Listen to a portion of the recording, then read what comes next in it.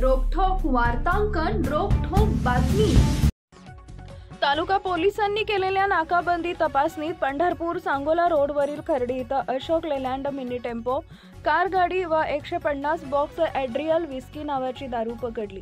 गुरुवार दिनांक 13 रोजी पहाटे कारवाई 2,16,000ची दारू आणि 14 लाखांची वाहनं असा एकूण 16,16,000 रुपयांचा मुद्देमाल जप्त करण्यात आलाय। या प्रकरणी 4 जणांविरोधात गुन्हा दाखल करण्यात आला आहे। याविषयी माहिती देताना पोलीस निरीक्षक TY मुजावर म्हणाले, नगरपालिका, जिल्हा परिषद, पंचायत समिती, ग्रामपंचायत निवडणुकीच्या अनुषंगानं पोलीस अधीक्षक अतुल कुलकर्णी यांनी पोलीस ठाणे हद्दीत नाकाबंदी करून संशयित वाहन तपासणी करण्याच्या सूचना दिल्या आहेत।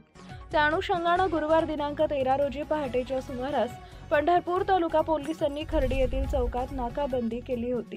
त्यावेळी येथून जाणाऱ्या अशोक लेलँड वाहनाचा संशय आल्यानं पोलिसांनी गाडीची तपासणी केली तेव्हा एड्रियल विस्की नावाचे दारूचे एकूण 150 बॉक्स मिळून आले। त्याची किंमत 2,16,000 रुपये आहे। या दारूच्या साठ्यासह अशोक लेलँड टेम्पो किंमत 7 लाख रुपये व कारची किंमत 7 लाख रुपये असा एकूण 16,16,000 रुपयांचा मुद्देमाल जप्त करण्यात आलाय। या प्रकरणी 4 आरोपी विरुद्ध पंढरपूर तालुका पोलीस ठाण्यात गुन्हा दाखल करण्यात आला आहे।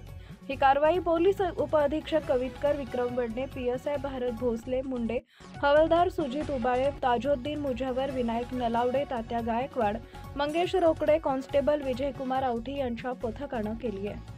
महाराष्ट्रातील महत्त्वाच्या आणि ताज्या बातम्या पाहण्यासाठी आमच्या जय हो न्यूज चॅनलला सबस्क्राइब करा आणि बेल आयकॉन प्रेस करा।